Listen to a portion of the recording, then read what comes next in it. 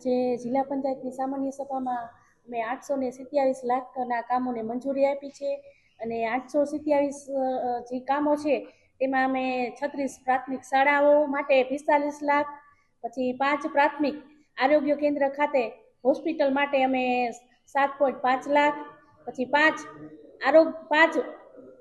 72 ગામે જળ સંચયના કામો માટે 43 લાખ, 12 પશુ દવાખાનાઓ માટે વેક્સિન સાચવવા માટે રેફ્રિજરેટર માટે કુલ 9 લાખ, 275 આંગણવાડી ખાતે આરઓ સિસ્ટમ કુલ 22 લાખ, 1360 આંગણવાડી ખાતે બ્લૂટૂથ સ્પીકર માટે 10 લાખ, ઈ ગ્રામ સેન્ટર કોમ્પ્યુટર સ્કેનર માટે કુલ 10 લાખ, 5 આયુર્વેદ વાટિકા માટે કુલ 5 લાખ, ધન કચરાના નિકાલ માટે 36 ટ્રેક્ટર માટે કુલ 196 લાખ અને જે બધા જ સદસ્યો છે એને જે સૂચવેલા કામો હતા તે બધાના લીધા છે 36 સદસ્યો માટે.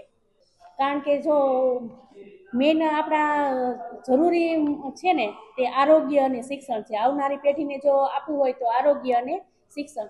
તે માટે આજે મેં જે આપણે મનસુખભાઈ હતા તેના પ્રશ્નો હતા તે કાંઈ અમે બધાએ સાથે મળી અને જ્યાં જરૂરિયાત છે ઓરડા ખૂટે છે તેના માટે અમે આજે કીધું છે.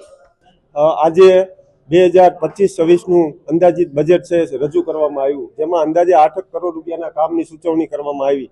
એમાં મારો પ્રશ્ન એ હતો કે જસદણ તાલુકાનું કુંડણી ગામ છે અને જસદણ તાલુકાનું આધ્યા ગામ છે, જે બે ગામની અંદર આજે બાળકો છે એ અન્ય જગ્યાએ મેદાનમાં ભણી રહ્યા છે. આજથી 20 દિવસ પહેલા હું કુંડણી ગામની મુલાકાતે ગયો હતો. ત્યાં 1 થી 8 ધોરણની શાળા છે અને 120 બાળકો ભણી રહ્યા છે, જેમાં દીકરીઓ પણ ભણે છે. એ દીકરીઓ છે એ વાવડિયા પરિવારના મઢની અંદર એક લોબી છે એટલે કે ઓસરી છે અને એક રૂમની અંદર અંધારાની અંદર ભણી રહ્યા હતા. તો મેં તાલુકા કક્ષાએ ટીપીઓ સાહેબને રજૂઆત કરી, જિલ્લા કક્ષાએ ડીપીઓ સાહેબને રજૂઆત કરી કે આપ કરોડો રૂપિયાના બજેટો ફાળવો છો તો ગામડે છે ગરીબ માણસ છે, ગરીબ બાળક છે, ગરીબ ખેડૂતનો બાળક છે, સરકારી શાળાની અંદર ભણી રહ્યો છે, તો એમને આ ટેકનિકલ યુગની અંદર આ ટેકનોલોજીનો કોઈ પણ પ્રકારનો લાભ મળતો નથી. એ તો સામાન્ય હાલો આપણે ન એને ટેકનોલોજી આપી શકીએ તો કાંઈ નહીં, પણ આ સરકાર દ્વારા એક શાળાના રૂમ પણ વ્યવસ્થિત આપવામાં આવતા નથી. તો આ ખૂબ દુઃખની બાબત છે.